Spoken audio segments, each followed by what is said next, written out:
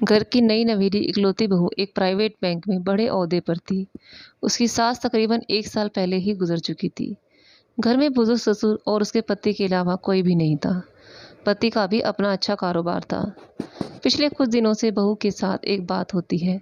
बहू जब जल्दी जल्दी घर का काम निपटाकर घर ऑफिस के लिए निकलती, ठीक उसी वक्त ससुर उसे आवाज़ देते और कहते, बहू मेरा चश्मा साफ कर मुझे देती जा। लगातार ऑफिस के लिए निकलते समय बहू के साथ ऐसा ही होता। काम के दबाव और देर के कारण कभी बहू मन ही मन चला भी जाती, लेकिन फिर भी अपने ससुर को कुछ नहीं बोल पाती। जब बहू अपने ससुर की इस आदत से पूरी तरह ऊब गई, उसने पूरे बात को अपने पति के साथ साझा किया। पति को अपने पिता के इस व्यवहार से बड़ा ही हैरानी हुई, लेकिन उसने अपने पिता से कुछ नहीं कहा।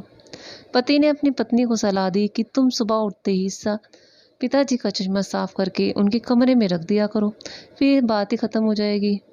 अगले दिन बहू ने ऐसा ही किया और अपने ससुर के चश्मे को सुबह ही अच्छी तरह से साफ करके उनके कमरे में रखाई। लेकिन फिर भी उस दिन वही बात हुई और ऑफिस के लिए निकलते ही ठीक पहले ससुर ने अपने बहू को बुलाकर उसे चश्मा साफ करने के लिए कहा।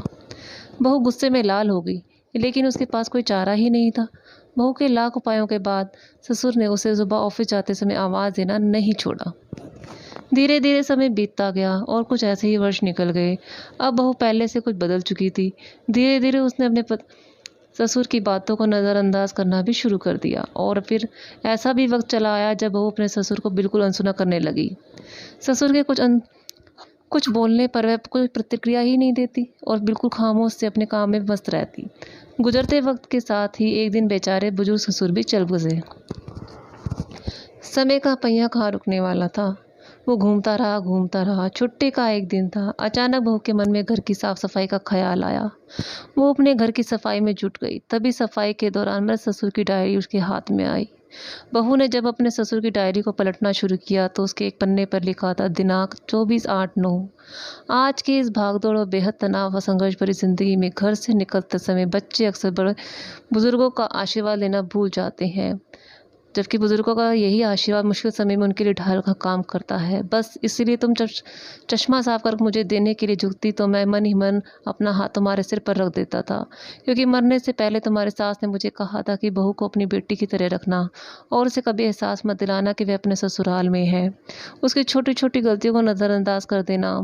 वैसे मेरा आशीष हमेशा तुम्हारे साथ है बेटा। डायरी पढ़कर बहू बहुत रोने लगी। आज उसके ससुर को ठीक 2 साल हो गए गुजरे हुए, लेकिन फिर भी वे रोज़ घर से बाहर निकलते समय अपने ससुर का चश्मा साफ कर उनके टेबल पर रख दिया करती, उनके अनदेखे हाथ से आशीष लेने की लालसा में।